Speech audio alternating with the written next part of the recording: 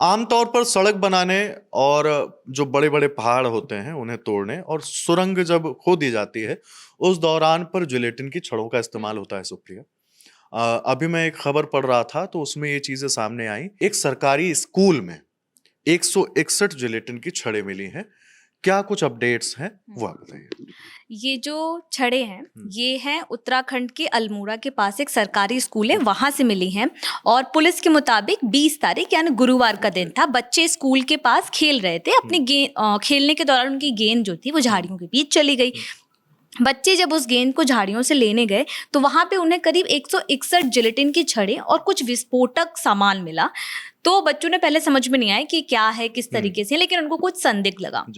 उसके बाद वो इसकी सूचना अपने प्रिंसिपल को देते हैं, फिर प्रिंसिपल इसकी सूचना पुलिस को देते हैं। उसके बाद पुलिस की टीम आती है, वो जांच करती है कि क्या है, कहाँ से आया, और इन सब चीज़ों की जांच के लिए वो जो वहाँ पे विस्फोटक पदार्थ मिला था उसको लेकर चली जाती है। जो पुलिस का स्टेटमेंट है वो भी हम अपने दर्शकों को बता दें कि पुलिस ने ये कहा है कि जो जिलेटिन की छड़ें हैं सबसे पहले गुरुवार को स्कूल में बच्चों ने देखी, जो अभी हमने आपको बताया है, और ये पुलिस का स्टेटमेंट है। पुलिस ने कहा कि एक टीम मौके पर पहुंची, तुरंत इलाके को घेर लिया गया। बम डिस्पोजल और डॉग स्क्वाड की टीम ने डिटेल्ड में इसकी तलाशी ली और विस्फोटक अब जब्त कर लिए गए हैं। सैंपल को भेज दिया गया ताकि वो आगे जांच हो। और अल्मोड़ा के जो एसएसपी हैं देवेंद्र पिंचा ने इस बात की पुष्टि की है। उन्होंने अपने जो बयान में कहा है कि जांच चल रही है।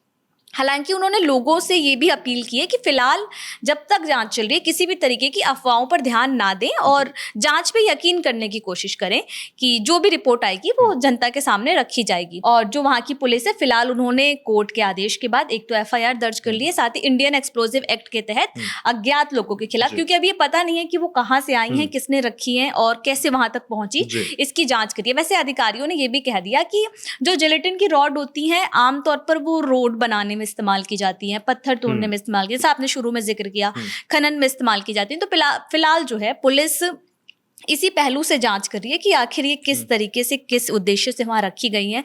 क्या रोड निर्माण के लिए रखी गई थी, खनन के लिए रखी गई थी, पत्थर बनाने के लिए पत्थर तोड़ने के लिए रखी गई थी। लेकिन सुप्रिया पहले ये भी है जिसका मैं जिक्र कर दूं, क्योंकि ये शुरुआती तौर पे भले पुलिस इन चीजों को कह रही है, लेकिन पुलिस इस पहलू पे भी जांच कर रही है कि बीते दिनों जिस तरीके से फरीदाबाद के अलग अलग इलाकों से और विस्फोटक मिला था, 2900 केजी विस्फोटक मिला था।